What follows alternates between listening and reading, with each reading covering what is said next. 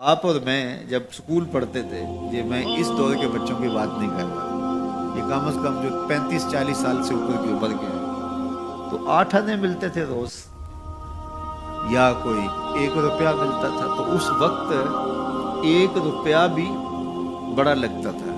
اور کبھی عید پہ یا کسی موقع پہ یا گھر میں کوئی مہمان آ جائے اور وہ 5 روپے دے جاتے تو لگتا تھا کہ آج تو اخیر ہی ہو گئی ہے۔ تو اس وقت 5 روپے بھی بڑے لگتے تھے، اس لیے کہ اس وقت ہمارے پاس لاکھوں نہیں تھے تو 5 بھی بڑے تھے۔ اور آج اگر آپ کو کوئی 5 دے تو آپ اس کی طرف ہنس کے دیکھیں گے یہ مجھے کیا دے رہے ہیں۔ تو جب آپ نے لاکھوں نہیں دیکھے تھے تو 5 بھی بڑے لگتے تھے، اب لاکھوں دیکھ چکے تو وہ 5 کتنے چھوٹے لگتے ہیں۔ تو آج 60 سال بڑے لگتے ہیں، لیکن جب قیامت کا ایک دن 50,000 سال کا دیکھیں گے تو یہ بہت چھوٹا سا دن لگے گا۔ تو حضرت شیخ ختلی بولے الدنیا یوم، دنیا ایک دن ہے، وَلَنَا فِيهَا صَوْمٌ، اور ہم اس کو روزہ رکھ کے گزار رہے ہیں۔ دیکھو جنہوں نے صبح سے لے کر اس وقت تک روزہ رکھا ہے، دن تو ان کا بھی گزر گیا۔ بیمار بھی ہوں گے آپ میں سے کئی، شوگر کے مریض بھی ہوں گے، مریض کے لیے دن کاٹنا اور روزے سے کاٹنا اور زیادہ مشکل ہو جاتا ہے، لیکن کٹ ہی گیا نا۔ تو جب ہم روزہ افطار کر رہے ہوں گے، ٹھنڈا اور میٹھا مشروب حلق سے نیچے اتر کے رگوں کو تر کر رہا ہوگا تو ایک عجیب طمانینت ہوگی۔ اگر کوئی شخص ایسا ہو جو افطار کے دسترخوان پہ بیٹھا ہو اور اس نے روزہ نہ رکھا ہو اور سستی سے اس نے سارا دن کھاتے پیتے گزار دیا، اب جب روزہ کھلے گا تو اس کے دل میں خیال آئے گا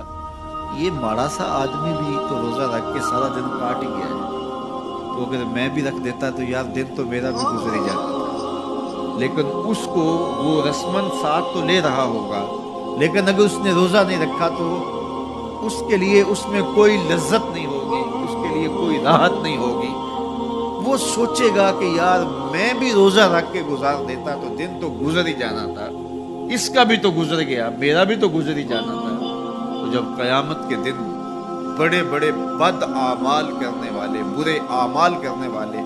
جب سزائیں پا رہے ہوں گے تو وہ دیکھیں گے کہ یار اس فقیر کی زندگی بھی تو گزر ہی گئی تھی، اس شخص کا بھی تو وقت گزر ہی گیا تھا۔ تو حضرت داتا گنج بخش علی اجویری کے شیخ کہتے ہیں الدنیا یوم